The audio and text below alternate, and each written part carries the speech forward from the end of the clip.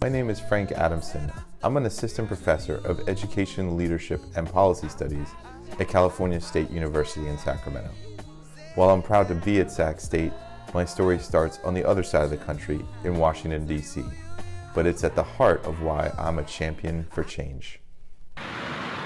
Southwest is the smallest of the four quadrants that make up Washington, D.C. When efforts began in the late 40s to clean up inner-city slums, Southwest was selected as the first area for redevelopment because it contained the worst slums in the city. The project began as an effort to clean up the slums, provide better housing, and upgrade the community. It ended by changing the face and character of Southwest forever. Set these on fire and they would burn for days and days. And sometimes the fire department came and put them out, but generally they were just left to burn.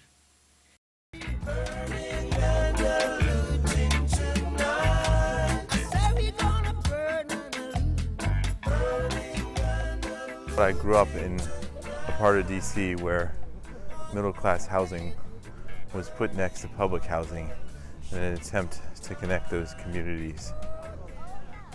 But no one really talked about the fact that so many communities were displaced before I was born and before I moved in.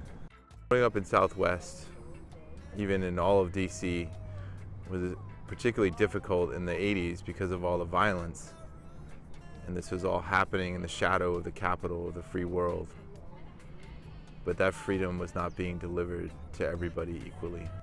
So, more than most, my childhood reality was literally socially engineered.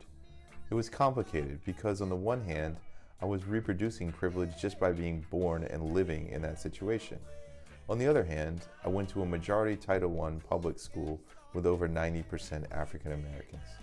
Who lived in public housing had to watch this. I used to see them walk past the swimming pools in summer and looking in. And they'd see all these people, you know, these gorgeous swimming pools. And they didn't have a swimming pool. They couldn't swim in the Potomac anymore. It was so filthy. I could clearly see that the promises of the free world were not made available to all people. And I promised myself that I would leverage my privilege to rectify this situation and help justice and the American dream be accessible to all. Of course, I didn't exactly use those words when I was thinking that at 8 years old. So when I was younger, I had the privilege of being able to travel and my parents valuing travel.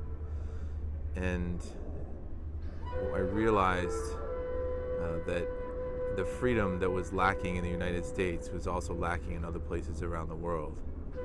And this hit home the most when I was in East Germany behind the Berlin Wall and traveling through Checkpoint Charlie. Sadly, the border controls and the diminished freedom, especially for those inside the wall, that I witnessed in the 1980s in East Berlin are currently happening again on the southern border of the United States. When I finished my college degree, I asked my philosophy professor how I could justify, given all of the inequality I had witnessed, a private college education. And he said to me, "Frank, society has made an investment in you, and it's your duty to repay that investment." And so I took that to heart and I thought about what I would do next with my career. And I saw education as a transformational opportunity for both myself and everyone around me. Today, I'm very excited to be at Sacramento State. I get to take my focus on equity and opportunity, and I get to bring it to students from all walks of life at Sac State. And I see it as my political responsibility to help them in their endeavors at Sac State and beyond. And in this way, I will always continue to be a champion for change.